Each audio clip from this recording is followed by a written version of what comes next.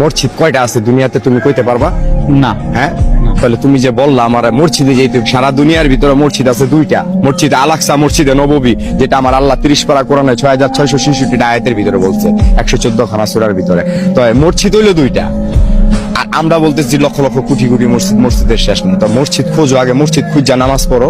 মানুষ দেখা এমন ইমাম, যে ইমামের পিছনে নামাজ পড়তে হইব, যে বেতনভুক্তদারির পিছনে কোনোদিন নামাজ হবে না।